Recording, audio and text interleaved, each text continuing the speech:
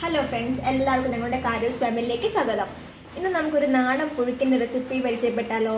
ഞങ്ങൾ ഇന്ന് കപ്പയിൽ കുഞ്ഞും മത്തിയിട്ട് പുഴുങ്ങാൻ പോവുകയാണ്. നമുക്കിതെങ്ങനെ ഉണ്ടാക്കുന്നതെന്ന് നോക്കാം. അതിനുവേണ്ടി 1 കിലോ കപ്പയും 1/2 കിലോ മത്തിയും ഞാൻ ഇവിടെ എടുത്തിട്ടുണ്ട്. അതിലേക്ക് ആവശ്യത്തിന് മഞ്ഞൾപ്പൊടി, ഇനി ആവശ്യത്തിന് കുറച്ച് മുളക് പൊടി, ആവശ്യത്തിന് ഉപ്പ് ഇടുക. അതിനുശേഷം നന്നായി കുഴച്ച്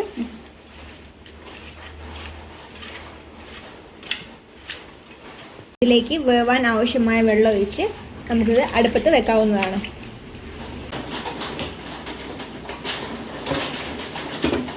ഈ വേവിച്ച് വെച്ച കപ്പയിലേക്ക് മീൻ നമുക്ക് മുള്ള് പോക്കിയിട്ട് അതിലേക്ക് ഇടാം.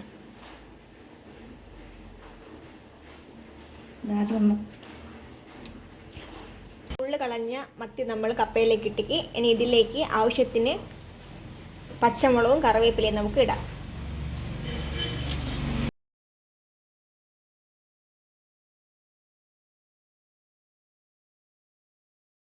അങ്ങനെ നമ്മുടെ കപ്പപ്പുഴുക്ക് ഇത് അവിടെ റെഡിയായി കഴിഞ്ഞിരിക്കുന്നു.